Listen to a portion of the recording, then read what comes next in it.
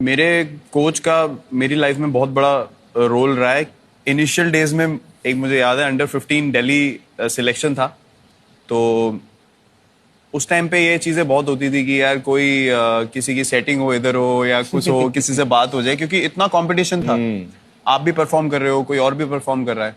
तो ऐसे सर्कमस्टेंसेस थे जब मेरे फादर को ये चीज प्रेजेंट की गई कि अगर कोई और तरीका ढूंढ के इसको सिलेक्शन करवाना चाहे तो मेरे फादर वो ठेला जो होता है वो स्ट्रीट लाइट में पढ़ाई करके वो लॉयर बने अपने आप। तो मतलब वो माइंडसेट से उन्होंने बोला चांस ही नहीं है, मैं एक इधर उधर का काम नहीं करूंगा, अगर अपनी एबिलिटी पे खेल जाएगा तो खेल जाएगा, ठीक है, हाँ।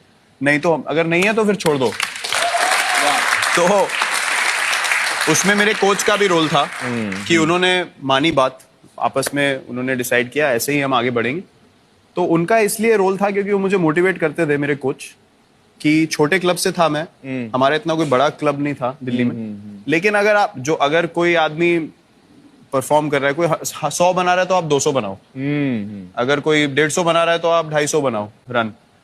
तो ऐसे ही आपका नाम आगे बढ़ेगा। कोई शॉर्टकट नहीं है यहाँ पे कि कोई 70 बना रहा है आप भी 70 बना रहे हो तो सर मेरा नाम कैसे हो जाएगा। अगर आप कुछ एक्स्ट्राऑर्डिनरी नहीं कर रहे हो स्टेट लेवल क्रिकेट में, तो आपको कोई नहीं नोटिस करेगा। तो आई थिंक वो जो माइंडसेट है उन्होंने मेरे को हमेशा मोटिवेशन दी कि मैच हमेशा खत्म करके आना है, दूसरों के लिए मत छोड़ो, हमेशा फिनिश करके आओ।